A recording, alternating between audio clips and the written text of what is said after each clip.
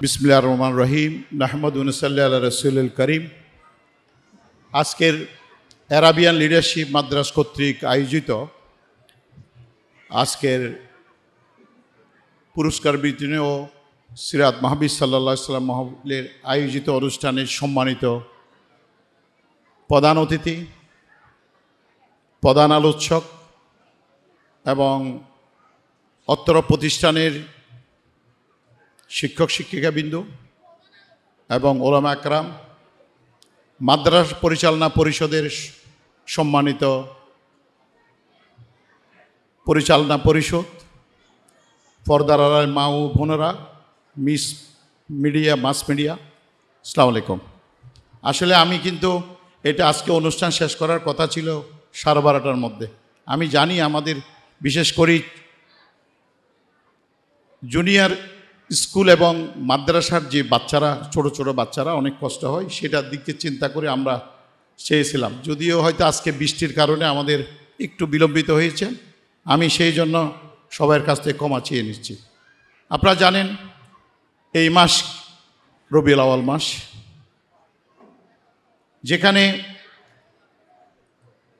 যেই মাসে আমাদের যিনি হযরত মুহাম্মদ সাল্লাল্লাহু আলাইহি ওয়াসাল্লামের আগমন না হলে এই ভূমণ্ডলকে সৃষ্টি করা হতো না। এই রবিউল আউয়াল মাসে যেহেতু এই প্রোগ্রামগুলো করলে আমরা অন্ততপক্ষে সুন্দরভাবে চলতে পারি। যেহেতু আমাদের এই হযরত মুহাম্মদ সাল্লাল্লাহু আলাইহি ওয়াসাল্লামকে এক জর্জ বার্নার্ড বলেছেন, আমি বিশ্বাস করি হযরত মুহাম্মদ সাল্লাল্লাহু আলাইহি ওয়াসাল্লামের মতো এক নায়ক যদি এই বিশ্বে নেতৃত্ব দিতেন তাহলে নিখুঁত নির্ভুল সমাধান দিতে পারছে।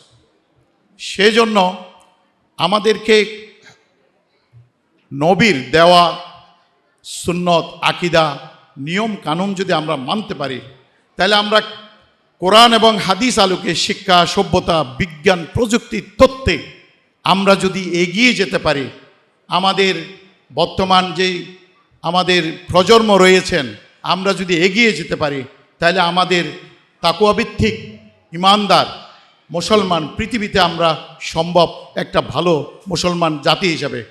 যেই জাতি অর্ধশত দুনিয়া শাসন করেছিল, আজকে সেই জাতি আজকে অসহায়।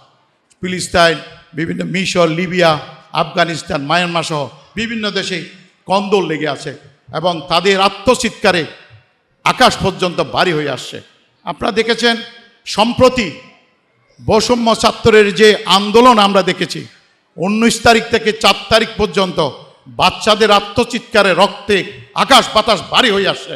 তার প্রমাণ একটা মানুষ বলে, আমি শর্টকাটে শেষ করব, কাপড় ভিজলে মানুষের যখন পানিতে ভিজলে কাপড় বদলায়, ঘামে ভিজলে কপাল বদলায়, যারা কষ্ট করে তাদের কপাল বদলে জীবনে, আর রক্তে ভিজলে ইতিহাস বদলায়।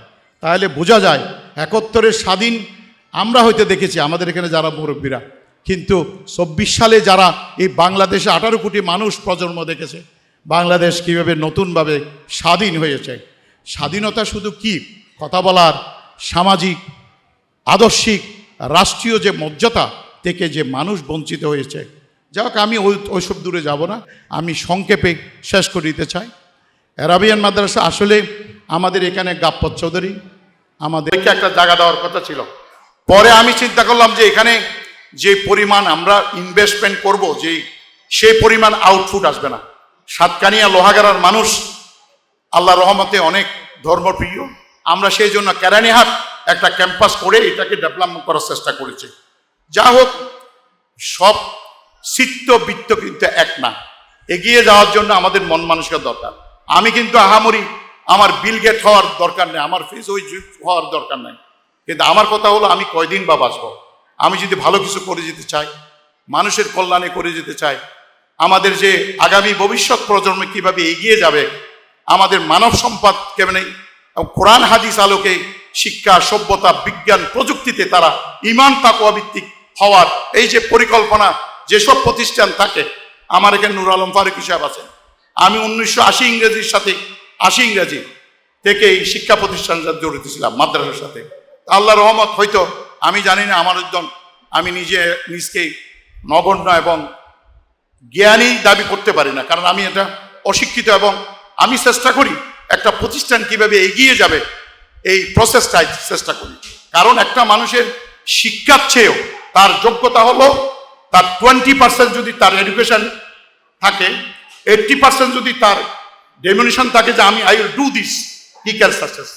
অনেক সময় একজন সাকসেসফুল ডাক্তার কিন্তু ভালো রোগী হয় না, কারণ তার মন মানসিকতা যদি প্রতিষ্ঠানের প্রতি, তার চিকিৎসার প্রতি, তার কর্মের প্রতি অবহেলা থাকে, তার রোগী বেশি মারা যাবে।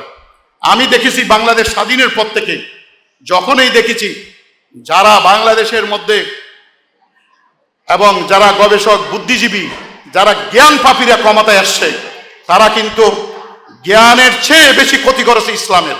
কারণ একজন গবেষক, বুদ্ধিজীবীর হাতে যদি বলেন আপনি হোসামুদ্দিন বাড়িতে গিয়া একটা উজাল নিয়ে আপনি পথ দেখায় নিয়ে আসেন, এই অন্ধ লোকটা যত বেশি না আলো দেখাবে, তার চেয়ে বেশি ঘর বাড়ি জ্বালাবে। সেই জন্য আমাদের এখন সময় আসছে পৃথিবীর মধ্যে 810 কোটি মানুষ, 210 কোটি হলো মুসলমান। উনি যে একটু আগে না হয়, আমি আমার পরিবার নিয়ে ওনার গুলো দেখি, কারণ জ্ঞান সমৃদ্ধির লোককে দেখলেও ভালো লাগে। আজকে উনি আসাতে আমি খুব আনন্দ পাচ্ছি।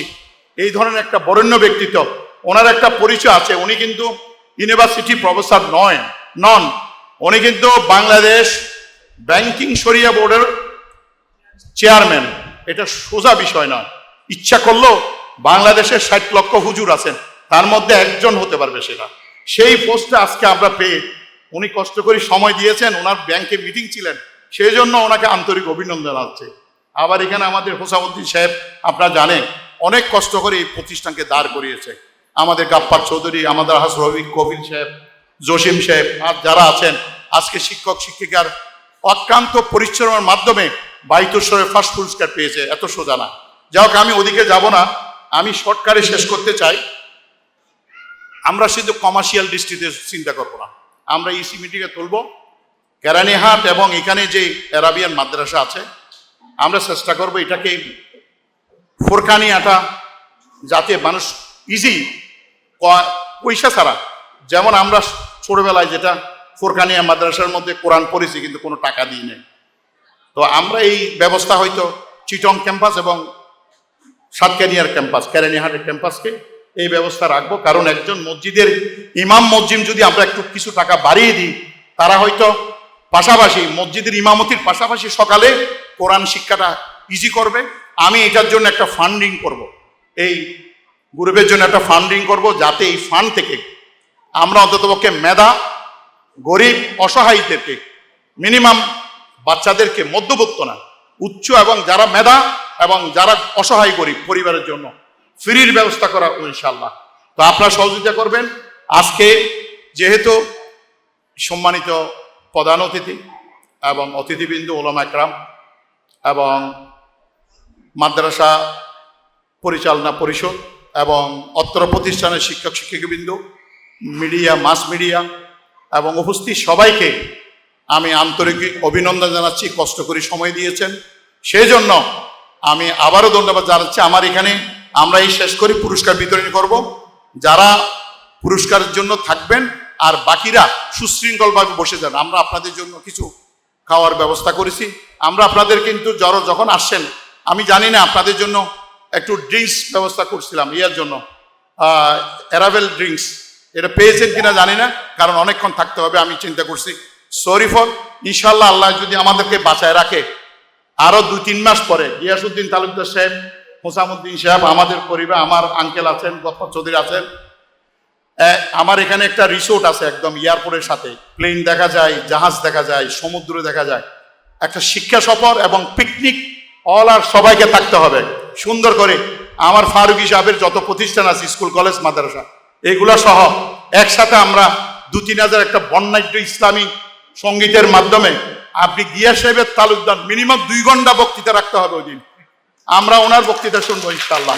যাই হোক, আজকে সবাইকে আন্তরিক অভিনন্দন জানাই বিদায় নিচ্ছি। আসসালামু আলাইকুম ওয়া রাহমাতুল্লাহি ওয়া বারাকাতুহু।